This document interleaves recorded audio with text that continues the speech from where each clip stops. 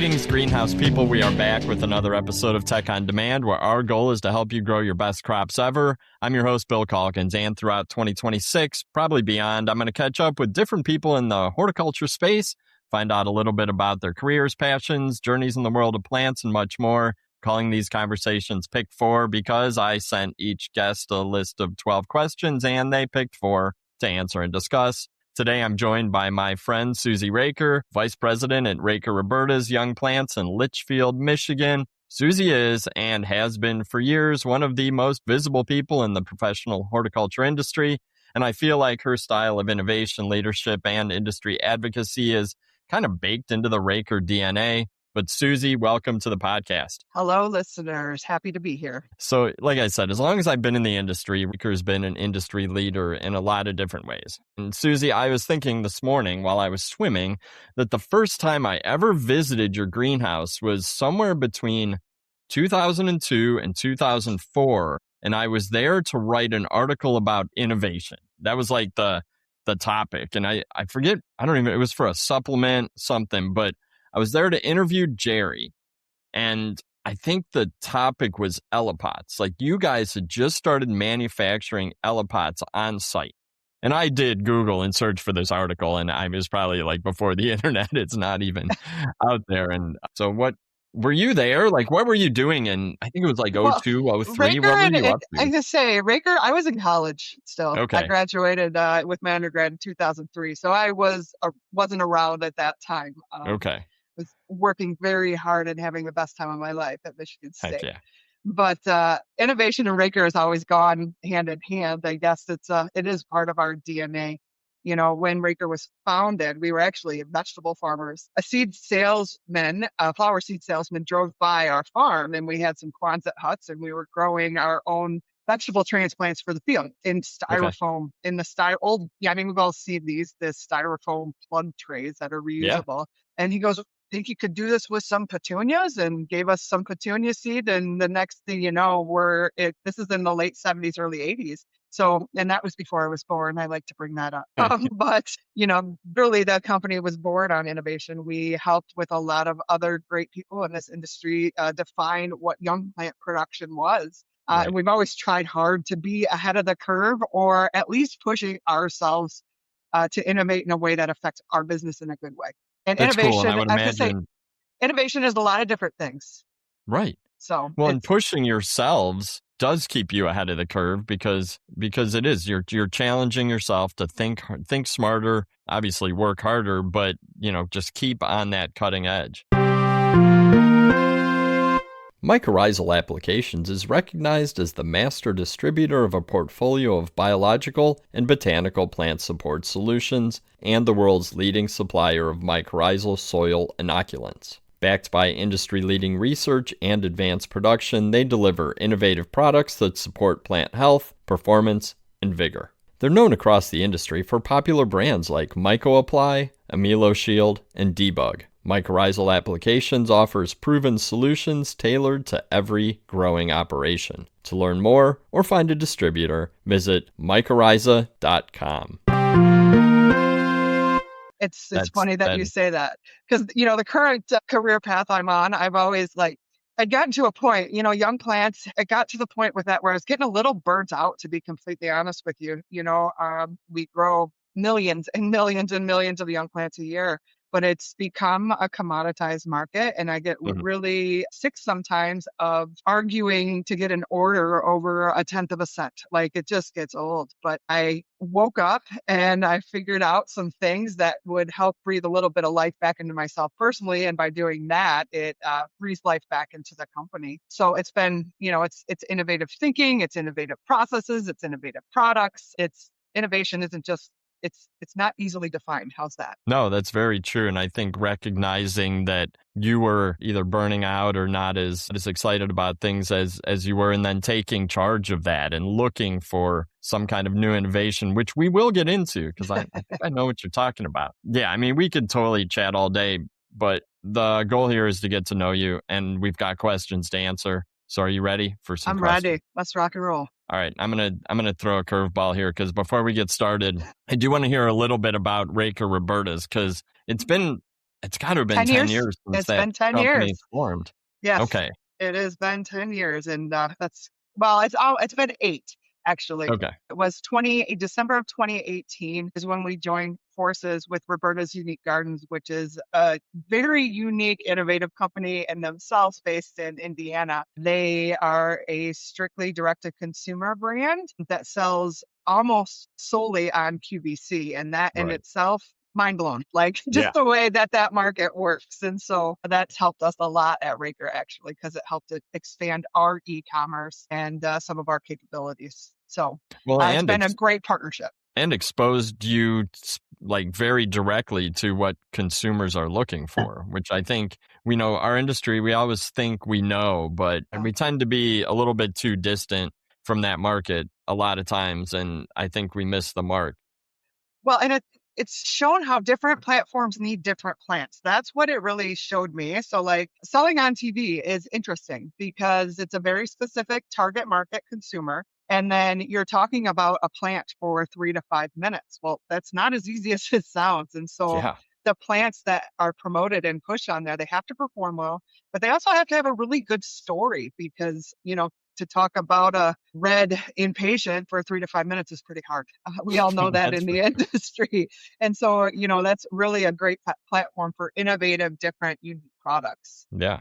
Well, and then there was that I think that the whole merging of Rakers and Robertas was huge, obviously, for your business. And then obviously now you're representing one of the probably the coolest innovation in our industry, glow in the dark petunias. So that leads me to a question.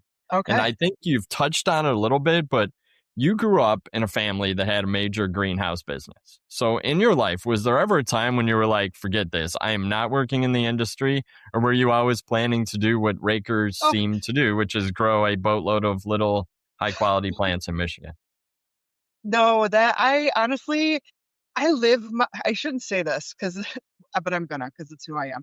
Hmm. I live my life without a plan. That being said, I've lived my first 44 years without a plan. How's that? Yeah. I always had some ideas. I've always been involved in leadership. I've always been driven. I've always worked hard, but I kind of wanted to make my own way, make my own name. But I have a degree in horticulture, worked in places across this country. My dad called me and he's like, I'm retiring. Are you ever going to come home? And I'm like, well, it wasn't really my plan, Dad, but we had never, I mean, families, we didn't talk about that. It was Yeah. just assumed. And at that time, I was coming to a point with where I was working that I was like, you know what? Why not? Let's go home. So I went home and still didn't have a plan and kind of learned a lot about the family business, how it really worked, what it really meant to be Raker and all Hmm. of those things. But it has been, I'm always one of those people that is afraid that I am defined by my family's name because my family has a great name. And I don't want to be defined by that. I want to be defined because I'm Susie Raker. Yeah. That's what I want. And so I always work really hard to be authentic and put my spin on things. And Raker has been a great platform for that. Now, Bill, you talked a little bit about me representing one of the coolest products that has hit our market in a long time. And that is giving me the opportunity to put my spin. Mm. This is Susie Raker's opportunity to leave something to this industry Yeah. without the legacy of Raker behind it. And I love my family. I love my Right. family name. I love everything we've done. I'm not dissing that. I just wanted to be able to do something myself. It was very important to me. That's cool. And it's cool that you can balance both of those things, the understanding of family roots and appreciation for that with that need to do your own thing. I think Yep. that's super admirable and something that a lot of people in our industry should listen to and think about. So, Well, and no, I'm that's really lucky. really I mean, cool. I'm lucky to be able to do both, Mhm. run both channels. And I couldn't be doing what I'm doing today without the Raker engine helping me either, though that's Right. the other thing. So they are very tied together. So, Yeah. No, that makes sense. And I think a lot of people in our industry have that sort of engine of a family business. And, if they were able to step back and kind of dream big, could probably leverage that into unique individual opportunities as well. So, like I well, said, I think it's good. It's I good for said I've people to hear lived that. my life without a plan, and I lived my life without a plan till about the age of 38, 39. And then over the last 4 or 5 years, like things have really started I'm putting a picture together. Now that picture is still pretty fuzzy. And it's, 100 yards down the road, but every day it comes into clearer and clearer view and the pieces start to get less fuzzy. It's amazing how things change when you're about to turn 40. Yeah. We could do a whole Well, podcast on that. 45 in 25 days. I turned 50 in June. Calkins, I'll give man, you my tips. friend. All right. Question 1. If you had a free hour, which I can't imagine you have many free hours now that we've been talking for 10 minutes. But anyways, if you had a free hour, what would we find you doing? Yeah, you're right. I don't have very many free hours, but I am a very physically active person. So if I have a free hour, I am doing something active and usually something athletic. I'm either at the gym with my friends. I'm an avid CrossFitter and it is a passion of mine. I like to move, or, my group of friends from the gym, I'll give them a shout out. We have a club name. It's called Bus 15. That's a story for another time. Oh, I bet. But we try to plan a couple of crazy physical endurance things every year. Last year, we did a 20-mile hike in 6 hours. We have a Case Spartan race planned in July. So, training for that. I also I have a gym at my house. So I use that if I have an hour of free time. Or I have a small zoo. I really love animals. I live out in the middle of nowhere and I walk a lot. So that's what you would find me doing with an hour of free time. So just moving. Awesome. I like moving. It frees the mind. It gives me time to think in a different space. And, endorphins are real. Oh, I totally agree. And I think that kind of activity, I always say it makes me a better parent, makes me a better employee, makes me a better husband.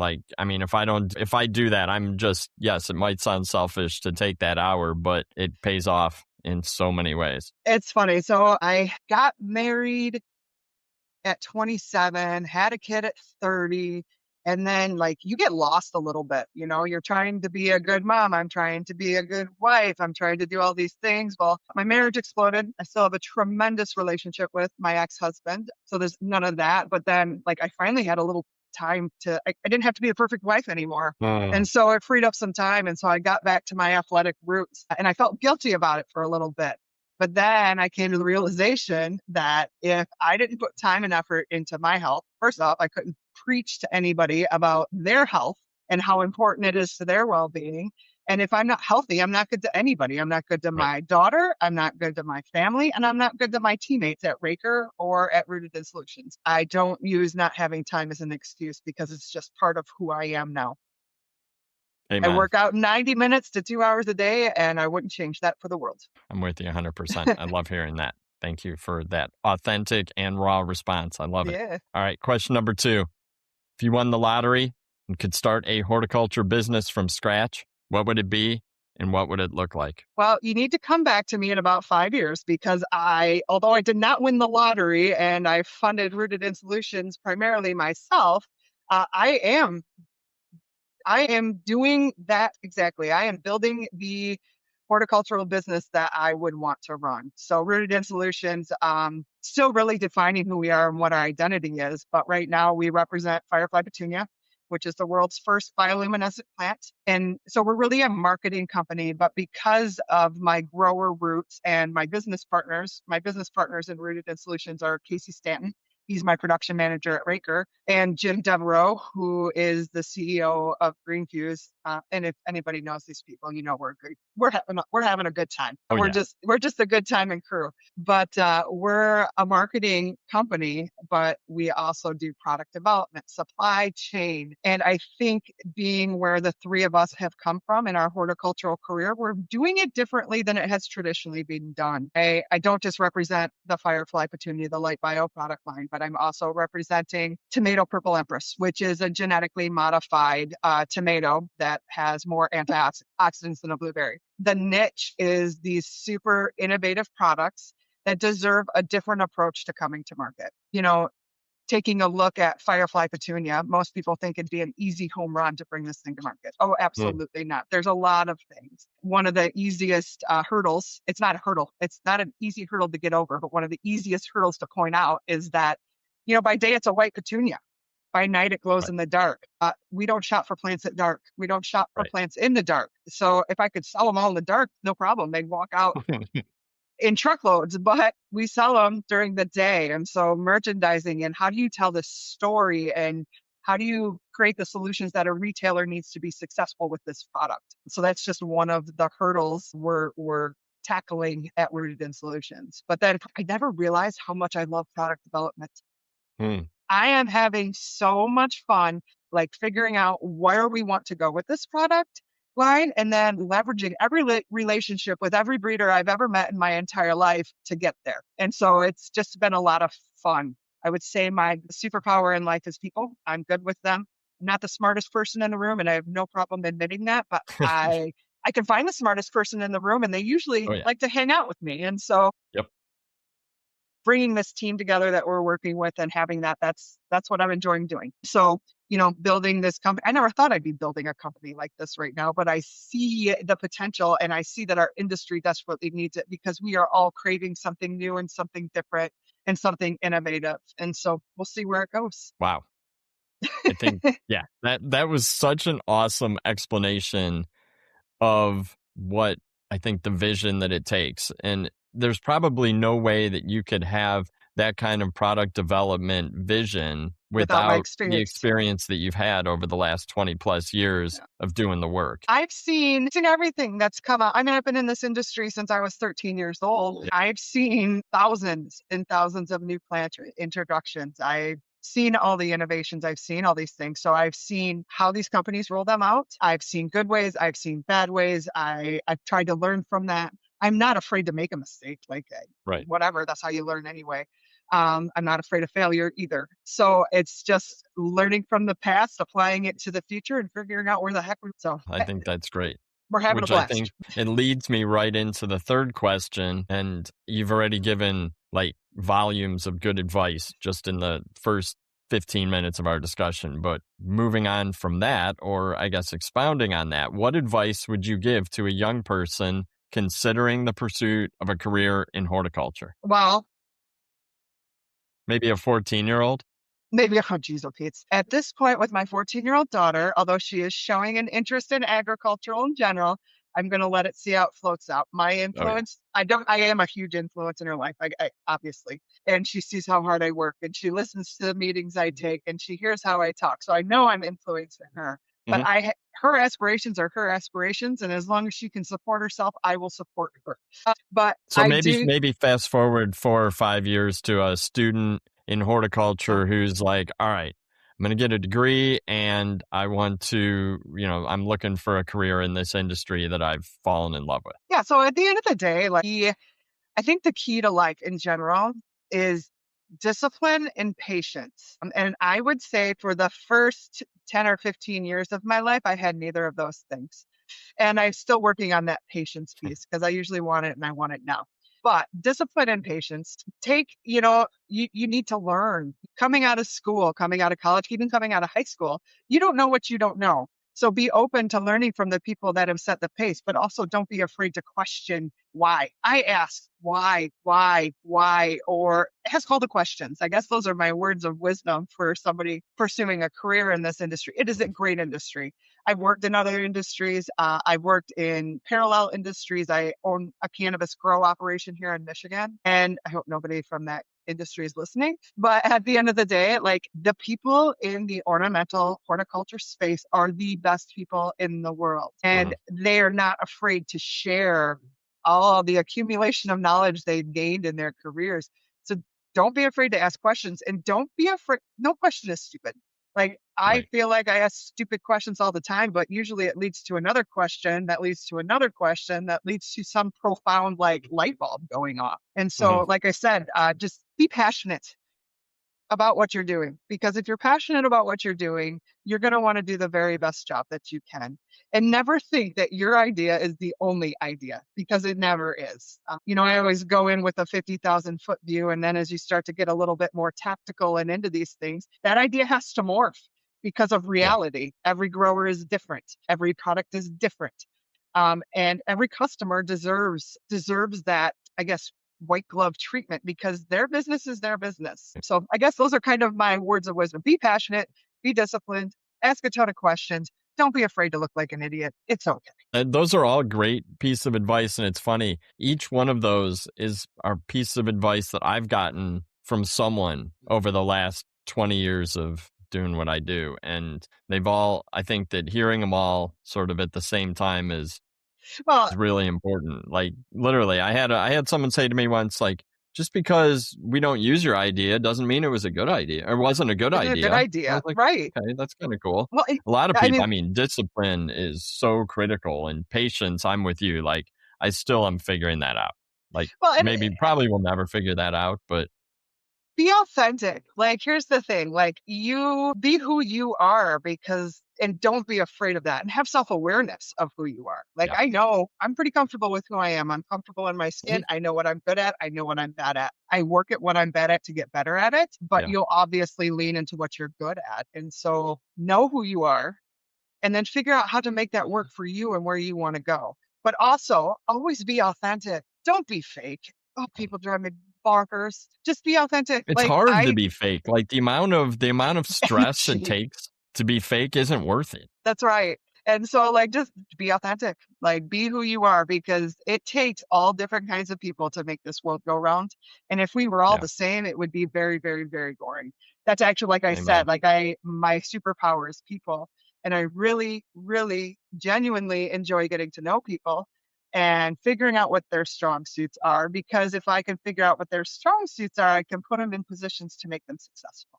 And if they're Yep. successful, I'm successful. And so I think that's, I don't know, it's a little philosophical for 10 a.m. on a Friday morning, Right? but, but No, it's I true. truly believe that. Yep.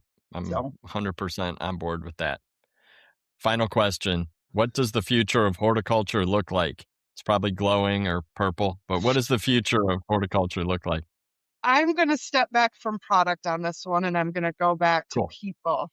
Yeah. I honestly don't have a very clear picture of what the future of horticulture looks like right now. Our industry is in a very weird, trying time, in my opinion. And it's been happening over the last 10, 15, 20 years as, these greenhouse owners, nursery owners are getting ready to retire. There aren't enough people that are 40 to 50 with experience to take over these businesses. And so you're seeing a lot of consolidation, which means a lot more corporate, which is very not what our industry has been. Right. And so we have a really steep learning curve ahead of us as horticulture becomes much more corporate in the way it is run. I mean, that's probably been one of the most valuable lessons in my career. Raker, as a young plant supplier, we built our business focus on small to mid-sized growers because in the late 70s and early 80s, the industry was built on family businesses. We had over 8,000 ship tos. Well, do you know how many ship tos I have today? 5,000. So Yeah. that just shows you the shrink that has happened. And, now there's mega growers and I love working with them because, Mhm. we're shipping a lot of plants to one location. That makes it easy. But we're also still servicing a lot of these small moms and pops. My big Yeah. concern is there's no plan for these moms and pops to move their business somewhere. And so Right. I think that the industry, we will service the same that we have, but the overall size of the industry in terms of the number of businesses is going to continue to shrink, which is going to make it a lot more and Hmm. that's not bad. It just is what it is. It's the natural progression of an industry, and Yeah. we are very mature. So I don't know. That's kind of what I think the future of horticulture is. Right. I think plants are a part of humans' lives, and I think they always will be. How they buy them, the form they buy them in, and all that, that's questionable. We all know that e-commerce business is growing. Right. That is one of the stamps I put on Raker when I came back. My dad take on a pet project, take on something that you Yeah. can make yours.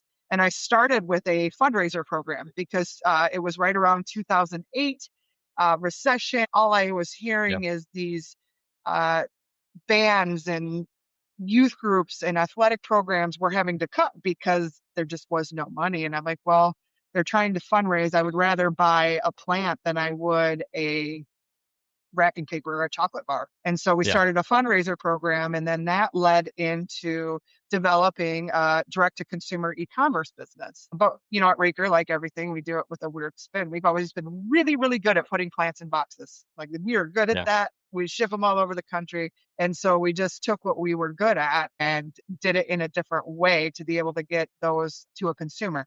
Now, Raker themselves, we don't market or sell any e-commerce products, but we fulfill for a lot of different brands. So instead Okay. of being the brand, we support the brand because that's just never been. We are a production engine. So once Yeah. again, leaning into our strengths, yada, yada, and tying that back to what does the future of horticulture look like? I think the way we bring product to market is going to change. I think brick and mortar will always be important for us, but I do think that e-commerce and or whatever is next on the horizon is going to continue to grow. Call it competition for brick and mortar or not, or call it an extra. That's how I I say prefer to it's an look at it. opportunity, I It's an think. opportunity. That's right.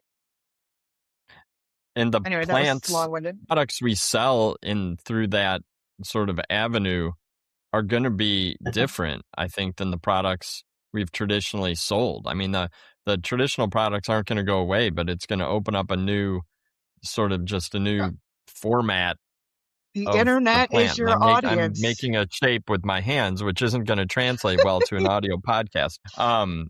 But yeah, I think that it's gonna take vision. It's gonna take a new approach to the type of products. I mean, there's still gonna be green plants with roots, like we know this. Yeah. It's not gonna be anything, maybe they'll glow, but they're gonna be green plants with roots, but they're gonna be sold in a different way. Well, so I talked a little bit about one of the biggest hurdles that we're learning and moving forward with is how do you sell a white petunia at a brick and mortar store during the day when it is the Yeah. coolest thing you've seen at night?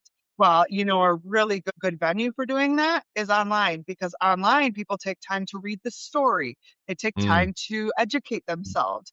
Whereas in They a can watch a store, video showing it glow. that's exactly right. Whereas in a store, that isn't there. And Right. so it also talks about our messaging as an industry. In-store messaging is a heck of a lot different than online messaging because you're Mhm. talking to a different type of consumer. So I don't know. I do think online platforms are just going to continue to grow for our industry. We are still continuing to figure out best product formats for getting the product there in one piece and in shape and affordably and all of those things. But it's not going away. I hardly Right. buy anything in a store anymore. I mean, I pick up my groceries or they get delivered to my house. And the way the world works is changing, and horticulture has to change with it. Yep. So And we will. I think yeah, that we might go kicking and screaming into the change like we have in the past about change, but we will change. We will evolve. But it is going to take leaders like you and some of your peers across the industry to make this happen. And yeah, and some of these young people in our industry, hopefully they've gotten inspired by listening to you because they're the ones that are going to make this change. I mean, yeah. Well, it's like, at yeah, the end of the day, like I said, tying it back to what advice I'd give, like this industry is ripe. It's ripe for somebody that wants to grow plants. Like that's not going to go away. It's ripe for somebody that wants to innovate because we desperately need innovation to keep mm, us competitive with electronics and the other items in the world that are taking the attention of our consumers. yeah. There's just a lot of opportunity. You just have to figure out what it is and how you're going to make it your own. That's awesome. I think that's a great way to end this. And I knew this was going to be fun. We could totally talk all day. Yes, we could.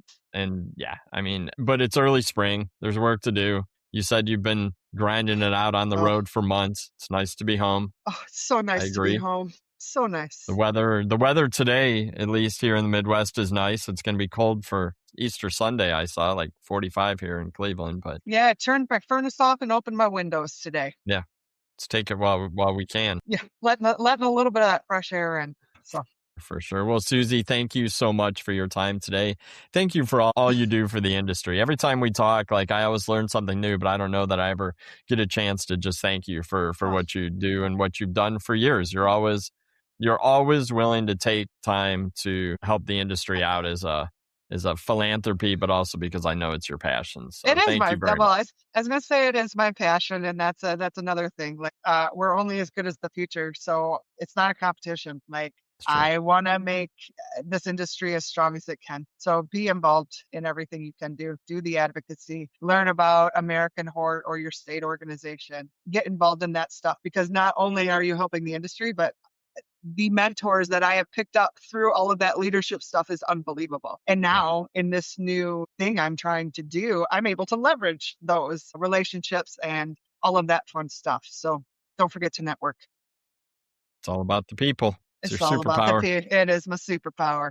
So It's awesome. It's awesome. Well, awesome. I think that wraps up this episode of Tech on Demand, but I can't close without reminding you to subscribe, like, share the podcast with your peers. There are almost 250 episodes in the archive covering a wide range of topics, something for everyone in horticulture, garden center retail, landscape, CEA, and more. But take care out there. Susie, thank you so much.